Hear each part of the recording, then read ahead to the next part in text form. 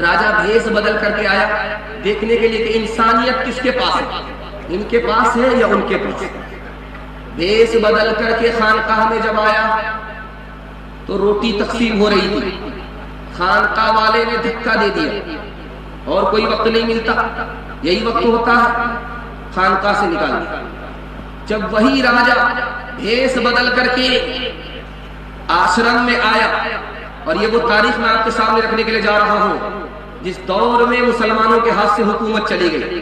حکومت بعد میں جاتی ہے، پہلے انسانیت جاتی ہے، انسانیت جواب دیتی ہے، اس کے بعد حکومت جاتی ہے۔ اس نمونے کو ذرا دھیان میں رکھیے گا۔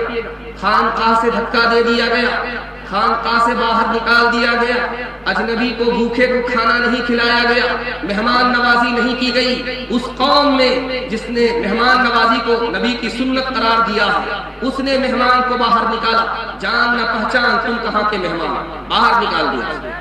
وہی راجا بھیس بدل کر کے آشرم میں آیا، روٹی تقسیم کرنے کے وقت میں آیا تو اسے لائن میں لگنے نہیں دیا کہ تم مہمان ہو، تم کو لائن سے نہیں لینا ہے، ڈائریکٹ جا کر کے روٹی اٹھا لو۔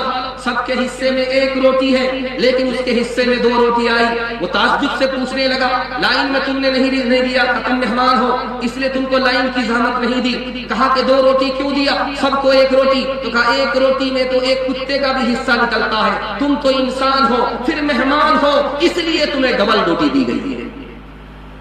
دوسرا نمونہ آپ کی خدمت میں آ رہا، دھیان سے سنیے گا۔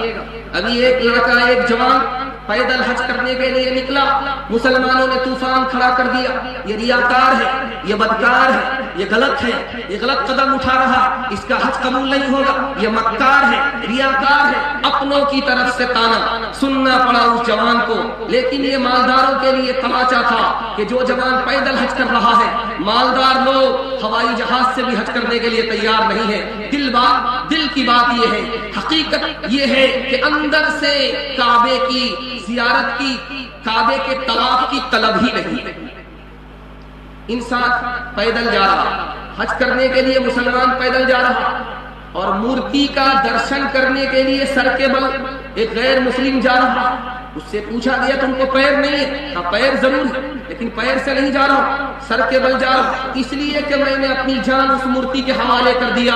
تب سے اس کی عقیدت میں پیر کے بل نہیں، سر کے بل جا رہا کہ دیکھو تم جس کو حقارت کی نگاہ سے دیکھ رہے ہو اس کے اندر خوبی ہے جو تمہارے اندر نہیں ہے، جو تمہارے اندر کی خوبی تھی وہ اس کے اندر چلی گئی۔ حقارت کی نگاہ سے مت دیکھو۔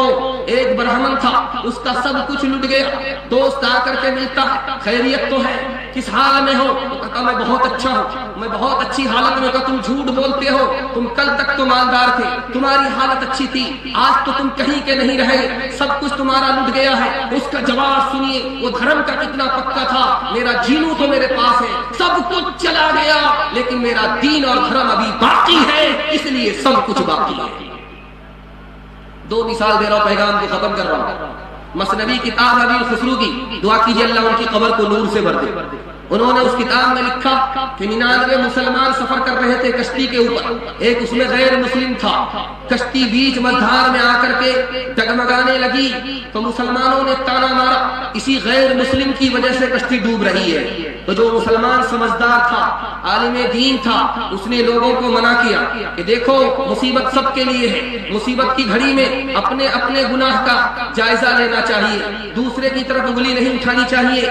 سچائی ایک طرف ہے کہ اگر ایک غیر مسلم کی وجہ سے کشتی ڈوب رہی ہے تو 99 مسلمان کی وجہ سے کشتی پار کیوں نہیں لگ رہی ہے؟ مصیبت میں دوسرے کو تانا مت مارو، اپنے گریبان میں منہ ڈال کر کے دیکھیں۔